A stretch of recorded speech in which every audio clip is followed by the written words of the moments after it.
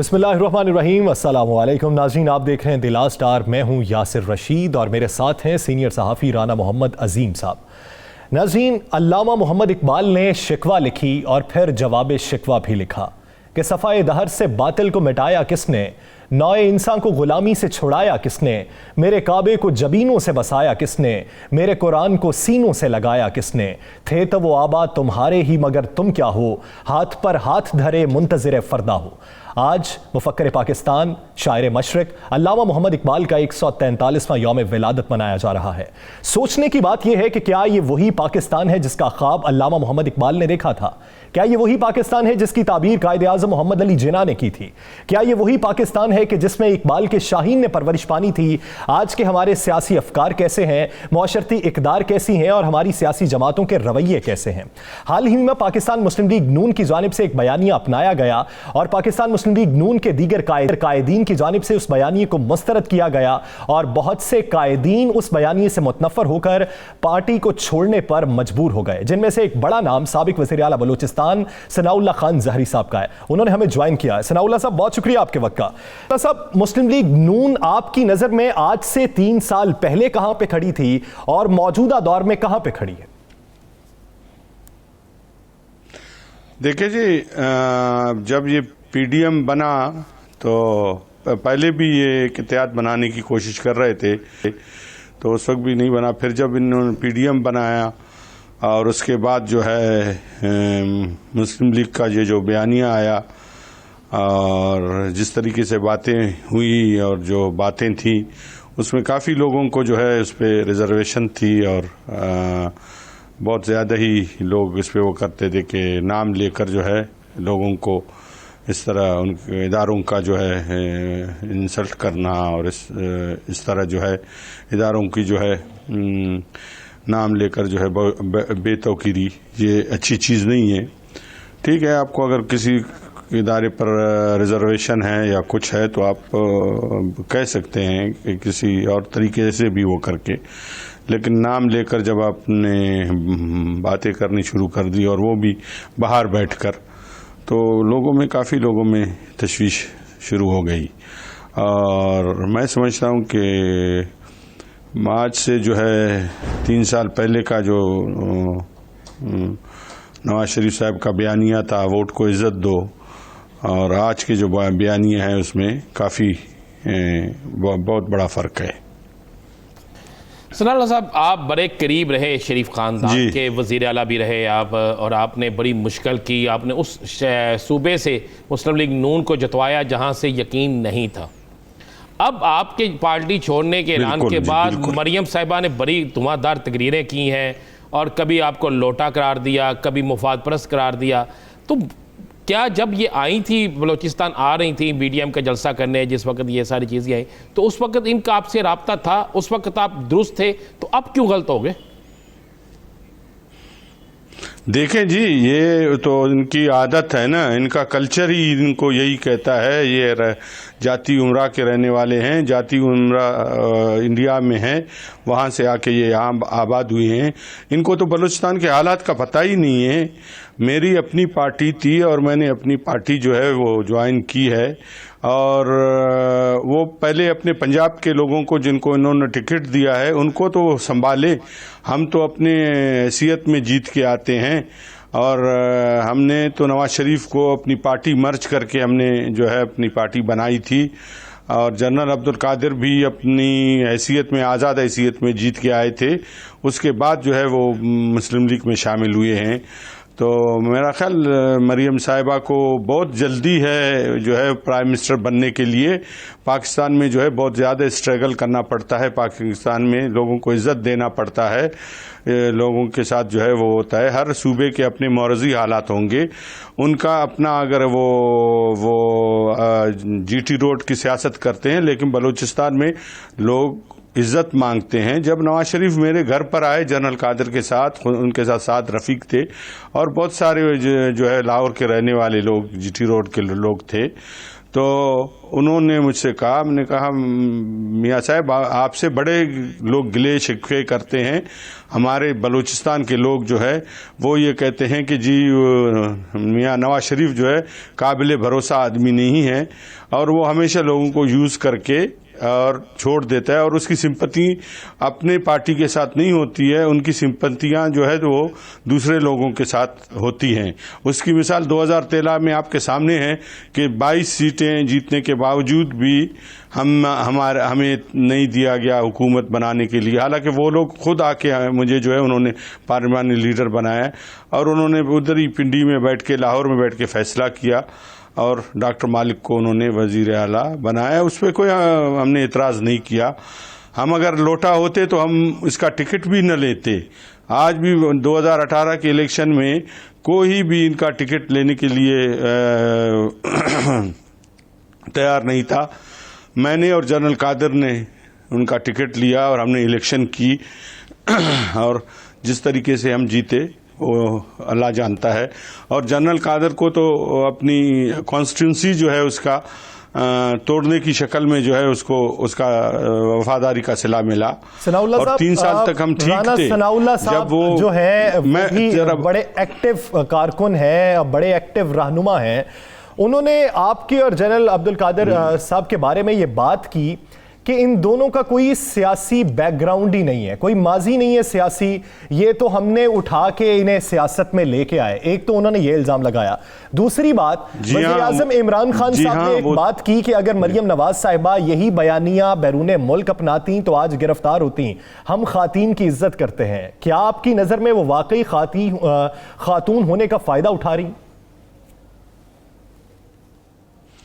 دیکھیں جی، رانا صاحب کو تو میں یہ جواب دوں گا کہ بلوچستان کے بہت سخت حالات ہے، اور میرے دادا نے، پردادا نے، ہم نے انگریزوں کے خلاف جدوجہد کی ہے، ہم نے ہمیشہ بھائی چارے کی سیاست کی ہے، اور ہم نے ہمیشہ لوگوں کو یہ کہنے کی کوشش کی ہے کہ ہم سب پاکستانی ہیں، اور ہم پاکستان کے فریم ورک میں رہتے ہوئے اپنے حقوق کے لیے جدوجہد کریں گے۔ رانا صاحب صرف لاہور تک جاتے ہیں، پھر فیصل آباد تک آتے ہیں، جی ٹی روڈ پر اور موٹر وے پر۔ رانا صاحب، میں نے پہلے ہی کہہ دیا تھا کہ وہ بلوچستان کے کلچر سے ہی واقف نہیں ہے، اور نواز شریف کو بھی ہم نے کہا تھا کہ جی ہمیں کچھ اور نہیں چاہیے، ہمیں صرف عزت چاہیے۔ آپ کے بارے میں لوگ یہی کہتے ہیں، تمام جتنے بھی لوگ تھے یہ سب نواز شریف کے ساتھ تھے، 88 90 میں سارے بلوچستان کے جو سردار ہے، نواب ہے، سب ان کے ساتھ تھے، لیکن سب نواز شریف کی حرکتوں کی وجہ سے جو ہے ان کو چھوڑ کے چلے گئے۔ اس وقت جب نواز شریف کے اپنے مفادات تھے، اس وقت ثناء اللہ صحیح تھا، جب جنرل قادر اس وقت وہ تھے صوبائی صدر تھے، ان کے مفادات کے لیے کام کر رہے تھے، وہ صحیح تھے۔ رات کے جو ہے 7 بجے 8 بجے صبح جلسہ ہو رہا ہے پی ڈی ایم کا، اور رات کے 7 بجے 8 بجے انہیں یاد آ جاتا ہے کہ جی ثناء اللہ زہری کو جو ہے اسٹیج پر نہیں بلانا ہے، چونکہ شہنشاہ اکبر کا جو ہے وہ آرڈر ہے لندن سے کہ کون بیٹھے گا اس پہ اسٹیج پر اور کون نہیں بیٹھے گا۔ تو ہم سے جو نہ پہلی منافقت ہوئی ہے، نہ ہم ابھی منافقت کرتے ہیں، اور ہم نے جو ہے اصولوں کی سیاست کی ہے، اور اصولوں کی سیاست کرتے رہے۔ نواب صاحب، کتنے اور لوگ آپ کے ساتھ رابطوں میں ہیں بلوچستان کے اندر؟ چونکہ بلوچستان میں آپ اور جنرل عبد القادر صاحب ہی ایک ایسی ٹیم ہے جو مسلم لیگ کا چہرہ تھا، جو مسلم لیگ کے پہچان تھے، اور کتنے لوگ ایسے ہیں جو اب پارٹی چھوڑنے کے لیے تیار بیٹھے ہیں؟ میرے پاس آپ نے کل کنونشن دیکھا، ہمارے وہ سارے ضلعی صدور بھی تھے، ہمارے سٹی صدور بھی تھے، تحصیل صدور بھی تھے، ڈویژنل صدور بھی تھے، ہمارے سب کے سب نے کل جو ہے وہ اسٹیج پر آ کے، اور ٹائم کی کمی کی وجہ سے جو ہے نہیں آ سکے۔ باقی جو ہے میرا خیال اب نواز شریف کا انشاءاللہ بلوچستان میں نام لینے والا کوئی نہیں ہوگا، اور یہ لوٹے چھوٹے کی جو ہے وہ باتیں چھوڑ دیں، اپنی حرکتیں دیکھ لیں۔ آج بھی میں مسلم لیگ کے ٹکٹ پر جو ہے وہ منتخب ہوا ہوں۔ اگر میرے دل میں کوئی مسئلہ ہوتا، جنرل صاحب نے بھی الیکشن مسلم لیگ، جنرل عبد القادر نے بھی الیکشن مسلم لیگ نون کے ٹکٹ پر لڑا۔ اگر ہمیں اس طرح بہت سے آفریں آئیں، ہمیں بہت سے جو ہے پارٹیوں کی طرف سے آفر ملی کہ آپ ہمارے ساتھ شامل ہو، ہم نے نہیں چھوڑا ہے، ہمیں تو لات مار کے نواز شریف نے خود نکالا ہے۔ اچھا یہ بتا دیں کیا آپ میری جگہ آپ ہوتے آپ کیا کرتے؟ بالکل آپ درست کہہ رہے ہیں. مجھے یہ بتائیں کیا پورے پاکستان میں اور ناراض لوگ آپ سے رابطے کر رہے ہیں جو نواز شریف کے بیانیے سے ناراض ہیں؟ سب لوگ جو ہے اچھا کافی تعداد میں ہے. جی میں آپ کو نواز شریف کا بتا دوں نا، چودھری نثار کے ساتھ کیا ہوا، غوث علی شاہ کے ساتھ انہوں نے کیا کیا، سردار ذوالفقار کھوسہ کے ساتھ انہوں نے کیا کیا، میرے ساتھ اور جنرل صاحب کے ساتھ، اور اس طرح سینکڑوں لوگ ہیں اور ہزاروں کی تعداد میں جو ہے جو ورکر ہے پورے پاکستان سے جو ہمارے ساتھ رابطے میں، اور انہوں نے کہا ہے کہ یہ اچھا اقدام آپ نے اٹھایا ہے، انہوں نے مبارکباد دی ہے ہمیں، اور انہوں نے کہا ہے کہ یہ بالکل بے وفا آدمی ہے اور یہ بیٹھ کے جو ہے اپنے جاتی امراء کے محل میں جو ہے بیٹھ کے فیصلے کرتا ہے، اور وہ فیصلے نواب صاحب ایک بات بڑی سننے میں آ رہی ہے، اس طرح فیصلے نہیں ہوتے. حکومت کہہ رہی ہے، بہت سے لوگ کہہ رہے ہیں کہ نواز شریف کا جو اب بیانیہ ہے یہ بھارت کا بیانیہ ہے. آپ کیا سمجھتے ہیں کہ ایسا ہے؟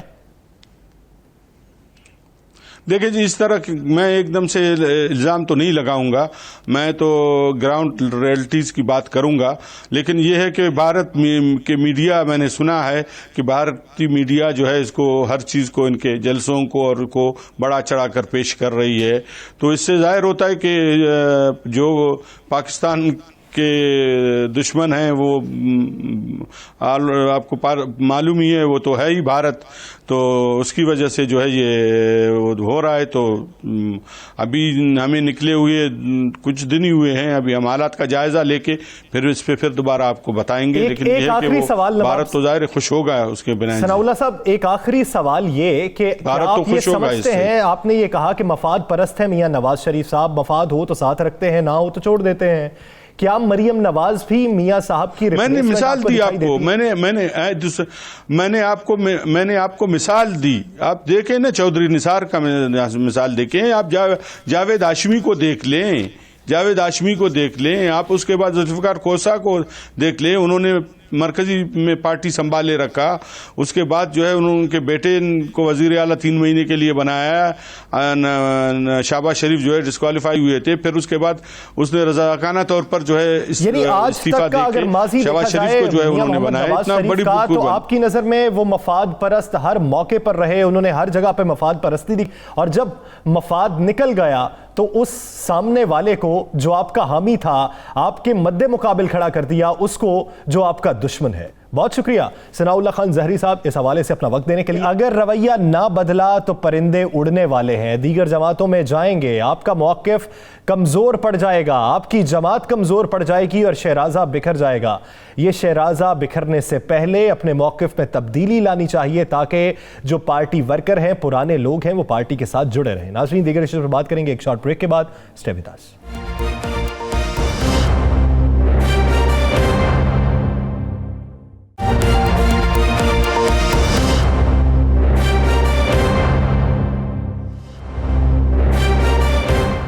Welcome back. ناظرین مہنگائی میں ابھی تک کمی واقع نہیں ہوئی. اپوزیشن کی تحریک سے کس طریقے سے نمٹنا ہے، وزیر اعظم نے آج ہنگامی اجلاس بلایا اور اس اجلاس میں آئندہ کی حکمت عملی پر بات کی گئی. لیکن کیا پنجاب کے اندر اپوزیشن کی تحریک سے نمٹنے کے لیے حکمت عملی مرتب کر لی گئی؟ کیا لاہور کے جلسے سے نمٹنے کے لیے جوابی وار تیار ہو چکے ہیں؟ اسی بارے میں بات کرنے کے لیے مشیر اطلاعات پنجاب فردوس عاشق آوان صاحبہ نے ہمیں جوائن کیا ہے. فردوس صاحبہ بہت شکریہ آپ کے وقت کا. سب سے پہلے تو یہ بات کر لیتے ہیں عوام کی خدمت کی. اس کے لیے منصب کوئی بھی ہو، خدمت ہوتی ہے، آپ کسی بھی منصب پہ رہتے ہوئے خدمت کر سکتے ہیں، لیکن آپ کے سیاسی حریف ایک منطق سمجھانے میں ابھی تک قاصر ہیں. وہ یہ کہتے ہیں کہ افراد جو ہیں وہ صوبے سے وفاق میں جاتے ہیں، آپ وفاق سے صوبے میں آ گئی.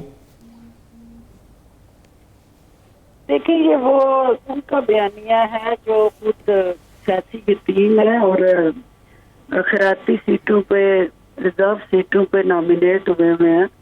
انہیں عوام کے ووٹوں کی اور گراس روٹ پالیٹکس سے آگاہی نہیں ہے. انہیں یہ پتا ہے کہ پنجاب جو ہے اس وقت وزیر اعلیٰ پنجاب کی قیادت میں جو کام کر رہا ہے، اگر وہ امیج بلڈنگ اور پرسیپشن جو ڈیمیج کی اپوزیشن نے صرف اس لیے کہ اس مورچے سے ان کو مؤثر جو ہے پرفارمنس اور سروس ڈلیوری کے حوالے سے جواب نہیں ملتا رہا. اور ان کی نیندیں اس لیے اڑی ہوئی ہیں اور وہ اس لیے اس قسم کا زہر اگل رہے ہیں کیونکہ انہیں پتہ ہے کہ 12 کروڑ عوام کے صوبے کے اندر جہاں انہوں نے ہمیشہ ضلع سبحانی بن کے ایک ہی خاندان نے اپنی ذاتی مفاد اور خواہشات پر مبنی حکومت چلائی ہے. اب چونکہ عثمان بزدار صاحب ایک جمہوری طریقے سے اس حکومت کو چلا رہے ہیں اور ان کے بیانیے کو عوام اور میڈیا تک پہنچانے کے لیے یہ ذمہ داری مجھے دی گئی ہے تو ظاہر ہے پھر اپوزیشن کی چیزیں تو سنائی دیں گی. اور ان کو پتہ ہے کہ ایک گراس روٹ ورکر جو ہے جو پنجاب کے مین بیٹل گراؤنڈ میں بیٹھ کے وزیر اعظم پاکستان کا جو منشور ہے اس کے لیے سینٹرل پنجاب میں جہاں نون لیگ نے قبضہ کیا اور جہاں پہ وہ جیتے اور انہیں دھاندلی نظر نہیں آئی اور جہاں وہ ہارے وہاں دھاندلی کا واویلا اور پروپیگنڈا چل رہا ہے تو اب اس سینٹرل پنجاب کے اندر جو ان کا بیانیہ ہے وہ اپنی موت آپ مرنے جا رہا ہے اور اس بیانیے کو خصوصی طور پہ عوام نے جو مسترد کیا ہے اور قومی اداروں کے ساتھ آپ کی قومی سلامتی کے اداروں کے ساتھ جو عوام کا رشتہ ہے وہ اتنا مضبوط اور گہرا ہے کہ وہ مریم نواز اور اس کی کنیزیں جو ہیں وہ اس کو کمزور نہیں کر سکتی. ڈاکٹر صاحب بلوچستان کے اندر ران صاحب صرف کیونکہ پنجاب کی سیاست رہی ہے تھانے اور کچہری کی انفارچونیٹلی یہاں اداکار جو ہیں اور بڑک کی سیاست والے جو ہے وہ راج کرتے رہے ہیں تو میرے لیے یہ ایک ہلکے کی پالیٹکس کرنے والے بندے کے لیے اس حوالے سے یہ زیادہ اہم ذمہ داری ہے کہ میرے لوگوں کو بہتر ریلیف مل سکتا ہے میرے حلقے کے مسائل اور پنجاب کے عوام کے جو کمیونیکیشن یک طرفہ کمیونیکیشن تھی نا آگے اب 2 طرفہ کمیونیکیشن ہوگی یعنی ایک آواز جو عوام کی ہے ان کی مشکلات ہیں ان کے مسائل ہیں وہ بھی ارباب اختیار تک پہنچیں گے اور دوسرا جو حکومت کر رہی ہے اور حکومت کی ترجیحات ہیں وہ بھی عوام تک پہنچے گی. اب یہ 2 طرفہ کمیونیکیشن ہے. ڈاکٹر صاحب بلوچستان کے اندر تو مسلم لیگ نون کے تقریباً تمام لوگ ریزائن دے گئے میاں نواز شریف کے بیانیے کے بعد اور مریم نواز شریف کے رویے کے بعد. میں ہماری ابھی ثناء الازاری صاحب سے بات ہوئی انہوں نے کہا پورے پاکستان میں ہمارے ساتھ لوگ رابطے کر رہے ہیں اور وہ اس بیانیے سے متفق نہیں ہے اس بیانیے کے خلاف ہیں. تو کیا پنجاب کے اندر بھی جس طرح ان کے ارکان اسمبلی چھوڑ کے جا رہے ہیں ملاقاتوں کا سلسلہ شروع ہو چکا ہے تو آپ کیا کچھ کوئی بڑا گروپ جو ہے کوئی بڑے ارکان اسمبلی آپ لوگوں کے ساتھ رابطوں میں ہیں؟ رانا صاحب یہ اپنے قلعے کو جس کو یہ لاہور میں بیٹھ کے مضبوط سے مضبوط ترین سمجھتے رہے اب اس قلعے میں شگاف ڈلنے کا وقت آ چکا ہے اور اس قلعے کے اندر جو آپ دیکھیں گے کہ نواز شریف کے ساتھ لا تعلقی کرتے ہوئے جو پی ایم ایل این کے محب وطن اور پاکستان کے وفادار لوگ ہیں وہ کبھی بھی نواز شریف اور ان کی بیٹی کا جو جاتی عمرہ کا بیانیہ اس کے ساتھ کھڑے نہیں ہوں گے. ڈاکٹر صاحبہ غیاث الدین صاحب آج کل آپ کے کافی قریب بھی ہیں انہوں نے آج پریس کانفرنس کی اور یہ کہا کہ دیگر بھی پرندے ہیں جو مسلم لیگ نون سے اڑنے والے ہیں. آپ کو بھی تو کوئی خیر خبر ہوگی کہ کتنے ہیں؟ یہ بالکل ہے اور وقت آنے پہ آپ کو وہ تعداد بتا دی جائے گی. یہ جس نے عوام کی سیاست کرنی ہے اور عوام سے ووٹ لینا ہے وہ جاتی عمرہ سے لا تعلق ہو کے ہی عوام کی عدالت میں سرخرو ہو سکتا ہے. تو اس لیے یہ ایم پی اے ہو یا ایم این اے ہو یا عام سیاسی کارکن ہو وہ سمجھتے ہیں کہ ہمیں جتنی جلدی ہو سکے اپنے آپ کو اس بیانیے سے لا تعلق کرنا. ڈاکٹر صاحب اور اسی سے پنجاب پاکستان اور پورا وفاق مستحکم ہوگا. ان کے ایک ایسوسیشن جو اس وقت دکان سجائی ہوئی ہے مریم بی بی نے اس پہ جو چورن وہ بیچ رہی ہیں انہیں سمجھ نہیں آ رہی کہ یہ الٹیمیٹلی یہ زہر آلود بیانیہ جو ہے ان کی سیاسی خودکشی کا باعث بننے جا رہا ہے۔ ڈاکٹر صاحب یہ بتائیے گا کہ کیا آپ اپوزیشن کو لاہور کے جلسے کی اجازت دے رہے ہیں؟ دیکھیے یہ حالات صورتحال اور اس وقت کے واقعات کے مطابق تعین ہوگا اور طے کیا جائے گا، کیونکہ آپ کے سامنے ہی ہے کہ جو اس وقت کورونا کا پنجاب میں حالیہ وار ہے اس نے کافی چیلنجز ہمارے لیے بھی پیدا کیے ہیں، تو عوام کی جان کا تحفظ جو ہے وہ یقینی بنانا ہماری ذمہ داری ہے، اور ہم یہ نہیں نون لیگ کے رحم و کرم پہ، ان کے ذاتی مفاد کے رحم و کرم پہ عوام کو نہیں چھوڑ سکتے۔ ڈاکٹر صاحبہ، مہنگائی سے نمٹنے کے لیے کتنا وقت آپ نے تعین کیا اس کا کہ اتنے وقت میں یہ مافیا سے نمٹ لیا جائے گا؟ کیا سیل پوائنٹس ہی اس کا واحد حل ہے؟ عام مارکیٹس میں اشیاء خورنوش کی قیمتوں میں استحکام کب آئے گا؟ دیکھیے یہ بہت بڑا چیلنج ہے، اور ہماری جنگ اور جدوجہد جو ہے وہ منافع خوروں اور ذخیرہ اندوزوں کے خلاف ہے۔ ہماری جدوجہد جو ہے وہ جو مصنوعی بحران پیدا کر کے وہ تمام عناصر جو اپنے مفاد کے لیے غریب عوام کی جیبوں پہ خودکش حملے کر رہے ہیں ان کے اوپر ہے، اور ہم مافیا سے ٹکرا رہے ہیں۔ تو مافیا سے ٹکرانے کے لیے ہمیں عوام کی اور میڈیا کی سپورٹ چاہیے، اور انشاءاللہ آپ دیکھیں گے کہ قانون کی حکمرانی کر کے اس مافیا کے ساتھ نہ صرف ہم بھرپور انداز کے ساتھ نبرد آزما ہوں گے، بلکہ اس پنجہ آزمائی میں حکومت جیتے گی، کیونکہ وزیر اعظم پاکستان نے زیرو ٹالرنس شو کی ہے، ان عناصر کے خلاف ہر طرح کی کارروائی کو سپورٹ کی ہے، اور آنے والے دنوں میں آپ دیکھیں گے کہ یہ ناجائز منافع خور اور ذخیرہ اندوز نہ صرف سلاحوں کے پیچھے ہوں گے، بلکہ وہ جو چوری چھپے مال جمع کیا ہوا چلیں امید کرتے ہیں کہ منافع خوروں کے خلاف یہ جو کارروائی ہے یہ جلد ہو، اس کارروائی کے نتیجے میں وہ عناصر بھی منظر عام پر آئیں جو اس پورے عرصے میں حکومت کے خلاف ایسے کھڑے رہے کہ عوام کو تحفظ بھی نہ ملتا رہا، عوام تک سہولیات بھی نہ پہنچتی رہی اور عوام کے لیے مشکلات پیدا ہوتی رہیں۔ بہت شکریہ فردوس عاشق اوان صاحبہ اس حوالے سے اپنا وقت دینے کے لیے۔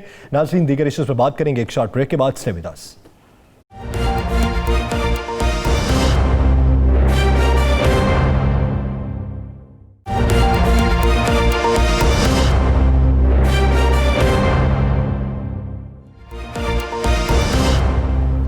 Welcome back. ناظرین، کیا میاں محمد نواز شریف کے بیانیے کو پی ڈی ایم سپورٹ کرے گی؟ کیا حافظ حسین احمد صاحب کا جو مطالبہ ہے کہ تمام جماعتیں اپنے استعفے مولانا فضل الرحمان کو جمع کروائیں اس پر عمل درآمد ہوگا؟ کیا پی ڈی ایم کا بیانیہ جو ہے وہ نواز شریف کا بیانیہ ہوگا یا پی ڈی ایم الگ سے بیانیہ اپنائے گی؟ اور اے پی سی سے پی ڈی ایم تک سفر اور پی ڈی ایم سے واپس اے پی سی کی سوچ بچار، اسی پر بات کرنے کے لیے جمعیت علماء اسلام فے کے سینئر رہنما مفتی کفایت اللہ صاحب نے ہمیں جوائن کیا ہے۔ مفتی کفایت اللہ صاحب، بہت شکریہ آپ کے وقت کا۔ مفتی صاحب، میڈیا میں خبریں زینت بن رہی ہیں کہ بلاول بھٹو زرداری صاحب اور مولانا فضل الرحمان صاحب نے نواز شریف صاحب کے بیانیے پر سوال اٹھایا ہے۔ کیا واقعی بیانیے پر سوال اٹھایا ہے یا پھر حکمت عملی پر نہ چلنے پر سوال اٹھایا ہے، یا پھر ہم جو سمجھ رہے ہیں وہ سب کا سب غلط ہے، موقف کچھ اور ہے؟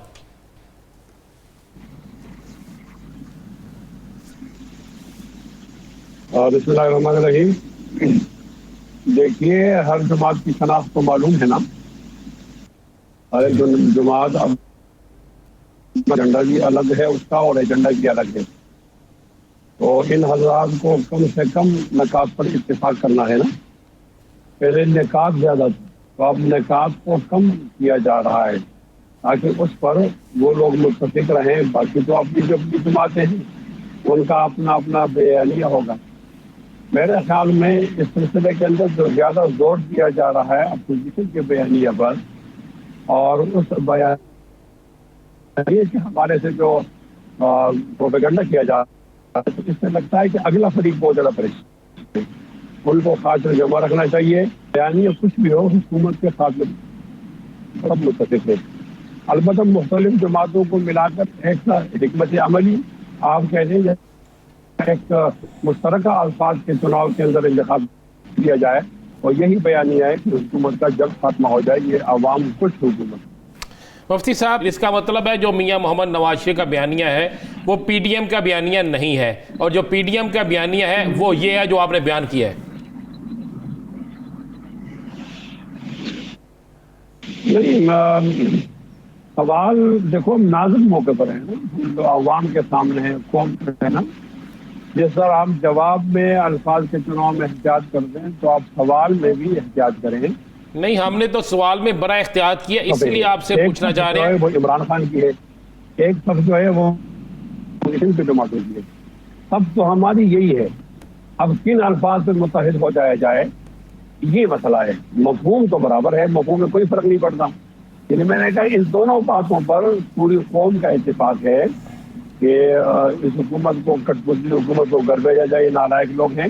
چلیں یہ ہو گیا، چلیں یہ بتا دیں، آپ حافظ حسین احمد صاحب نے کہا ہے کہ تمام سیاسی جماعتوں کو چاہیے، چلیں جی میں اور مولانا کا اور ہے، ایسا قطب نہیں ہے مولانا، اور چلیں ہم یہ کہہ دیں، ہم یہ کہہ سکتے ہیں کہ مولانا اور نواز شریف کا بیانیہ ایک ہے۔ مخالف فریق کو اس میں کوئی رعایت نہیں۔ مفتی کفایت اللہ صاحب، ہم یہ کہہ سکتے ہیں، ہم محتاط آپ کا بیان جو آپ نے حکم فرمایا اس کے مطابق آ جاتے ہیں کہ مولانا فضل الرحمان صاحب کا اور میاں نواز شریف صاحب بیانیہ ایک ہے، ہم یہ کہہ دیں؟ میں نے تو بات کر دی ہے، میں نے کہا اس میں یہ نہ سمجھا جائے کہ بیانیہ میں الفاظ کے پیش و تاب میں لوگ مصروف ہو جائیں گے اور مخالف فریق کو کوئی رعایت مل جائے گی۔ مخالف فریق کے لیے کوئی رعایت نہیں ہے، یعنی دو باتیں پہ ہیں، الفاظ کچھ بھی ہوں کہ حکومت کو گھر بھیجنا ہے۔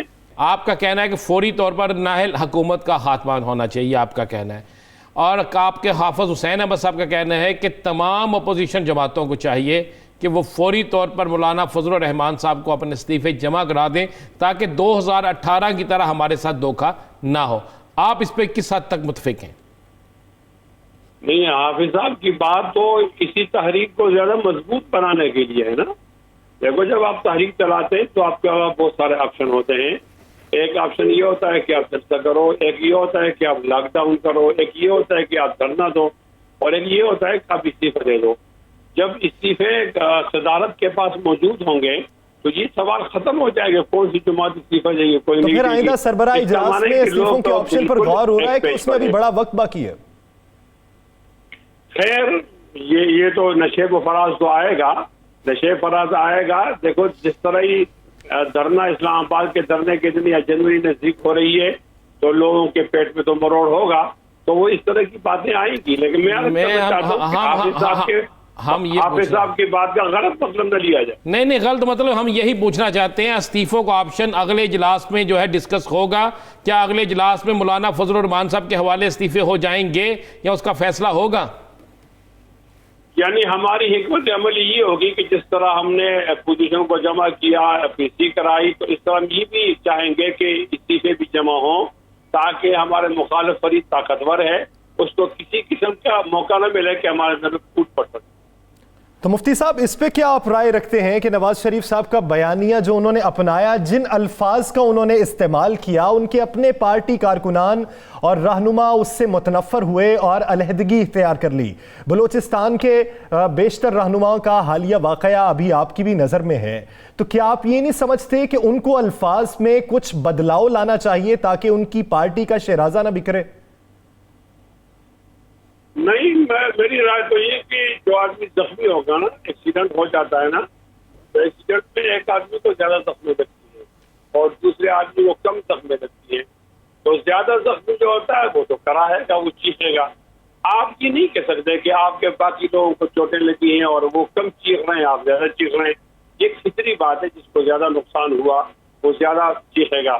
تو ظاہر ہے وہ 3 بار وزیر اعظم رہا، پھر اس کو وزارت عظمیٰ سے نکالا گیا، تو زیادہ زخمی ہے نا، تو اس کے بیانیہ رکھنا چاہیے۔ میں وہی عرض کر رہا ہوں، اس کے 2 دفعہ نکالے جانے پر تو آپ لوگوں نے بھی بڑی خوشی منائی تھی، میں مولانا صاحب کے بیانات بھی موجود ہیں، بہت سخت آپ لوگوں نے اس پہ رویہ رکھا تھا، تو پھر وہ کیا اس کا مطلب پہلے 2 دفعہ سے نہیں، موقع کی بات نہیں، آپ نے تو بات کی ہے نا۔ دیکھیں ہر بات اگر آپ کہیں گے مفتی صاحب، اگر آپ یہ چاہتے ہیں کہ ہر سوال ہم آپ کی مرضی کا کریں تو ٹاک شو میں یہ نہیں ہوتا، آپ نے خود ہی زخمی کا کہا ہے، تو یہ بتا دیں مجھے 2 دفعہ تو آپ زخمی کرنے والوں میں شامل ہیں، تو پھر نہیں وہ دیکھو ایسا ہے نا کہ اس وقت سردی ہے نا تو آپ گرم کپڑے پہنتے ہیں، بعد میں گرمی ہو جائے گی تو پھر آپ کے کپڑے نرم ہوں گے. تو اس کا مطلب اب وقت کے ساتھ ساتھ تو پھر اس کا مطلب یہ کہ عوامی مفادات کی بات. آپ نرم کیوں پہنتے, ایسا نہیں ہے. اگر مولانا فضل الرحمان صاحب کو دونوں بڑی سیاسی جماعتیں خاص کر جن کے زیادہ ممبرز ہیں وہ استعفے جمع نہیں کراتے, وہ کہتے ہیں ہم خود ہی دیں گے اور جب وقت آئے گا اس وقت دیکھیں گے, تو پھر مستقبل کیا ہے؟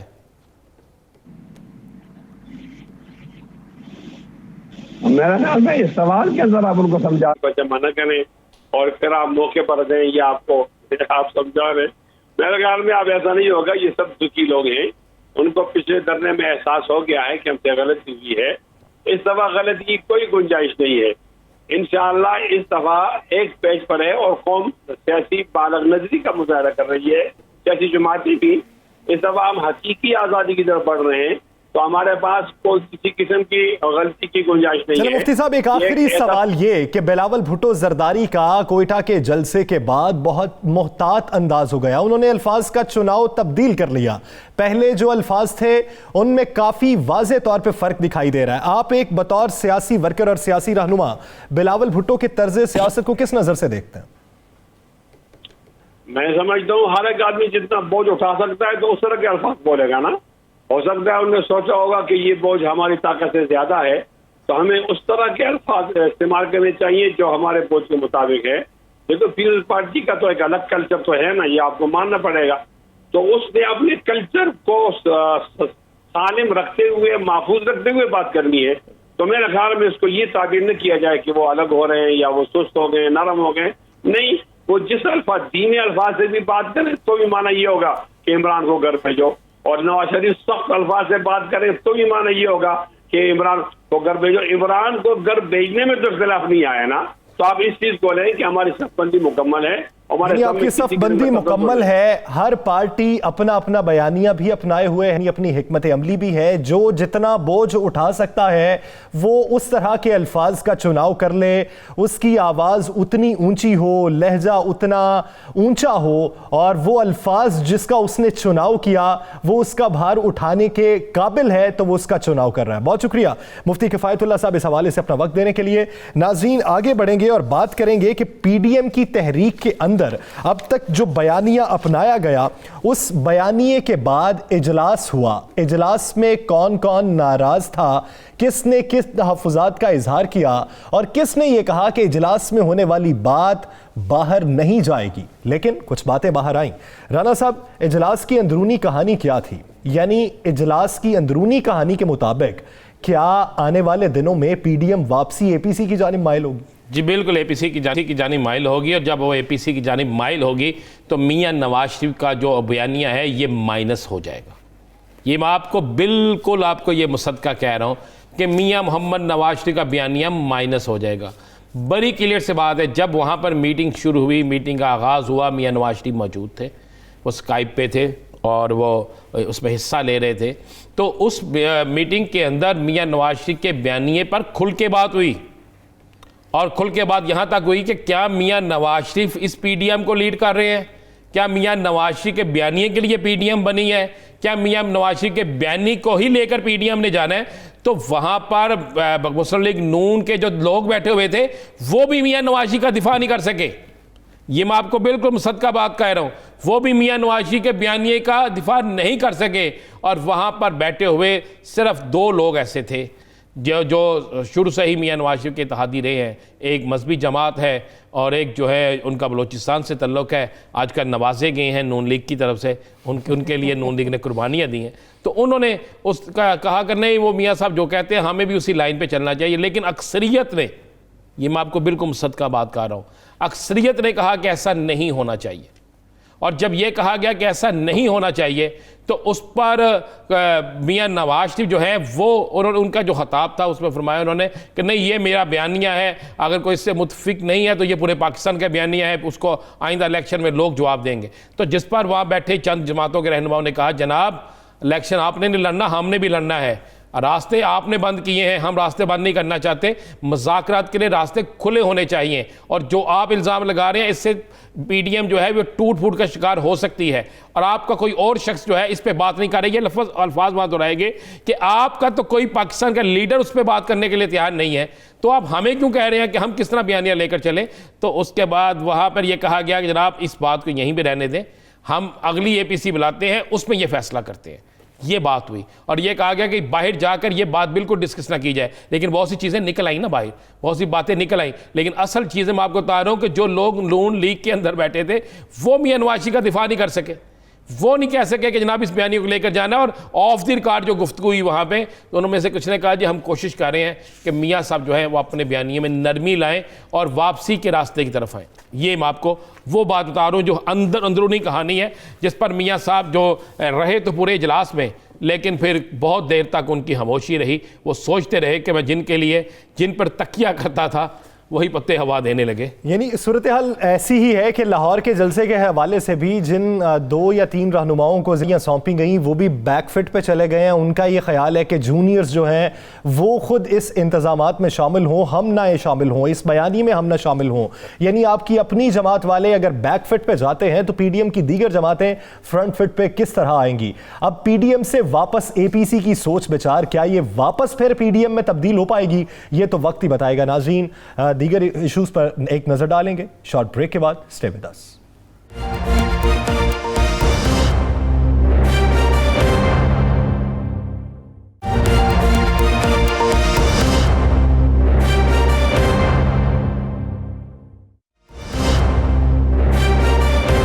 Welcome back. ناظرین, پاک سرزمین پارٹی کا کراچی میں گزشتہ شب ایک شاندار جلسہ ہوا. اس جلسے میں ہزاروں کی تعداد میں لوگ جمع تھے, اور پی ایس پی نے یہ دعویٰ کیا کہ 11 جماعتوں کا جلسہ ہوا جو پی ڈی ایم کے پلیٹ فارم سے ہوا, اور یہ ایک جماعت کا جلسہ تھا.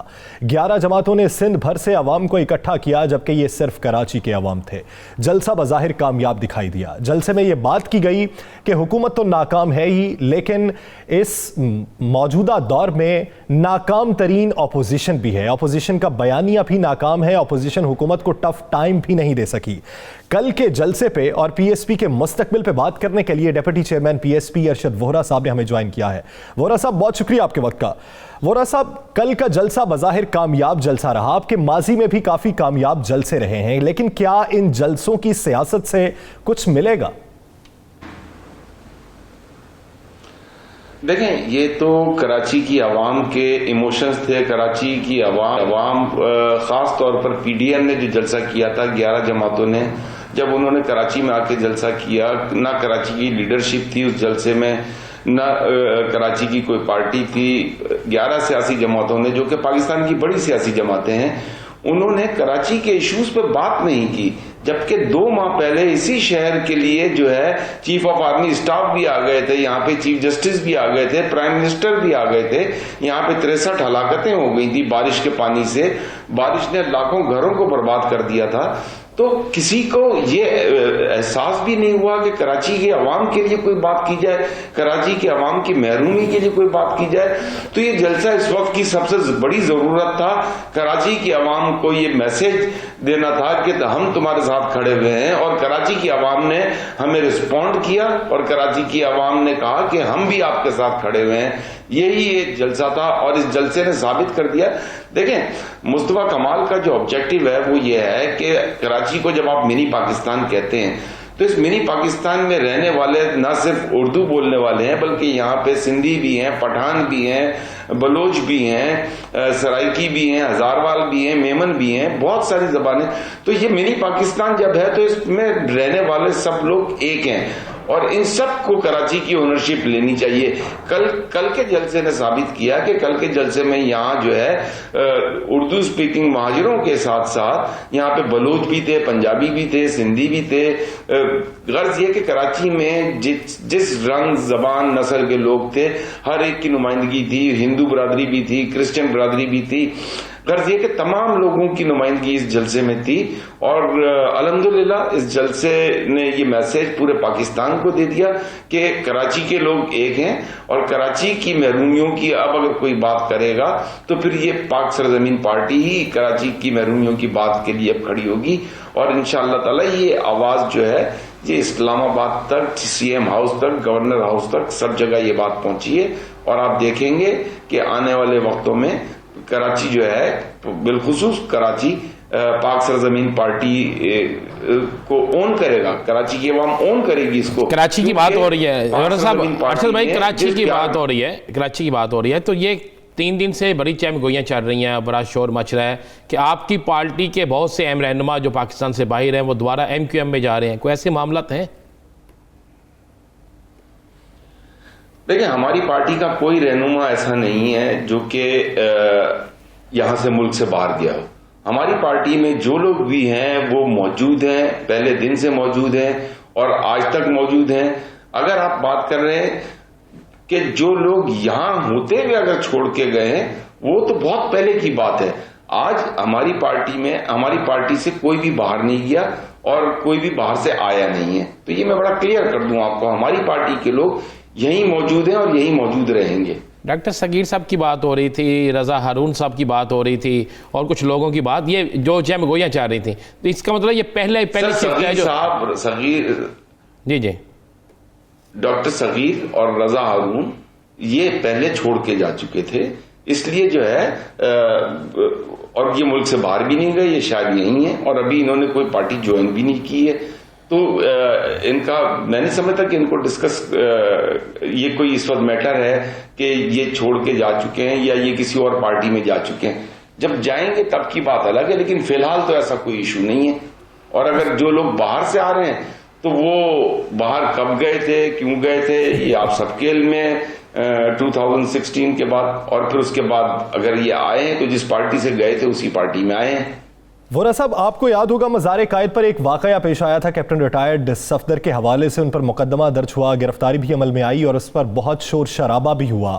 حالیہ ایک رپورٹ کے مطابق جو پولیس نے رپورٹ جمع کروائی ہے، پولیس کا یہ موقف ہے کہ یہ جو مقدمہ تھا یہ غیر قانونی مقدمہ تھا۔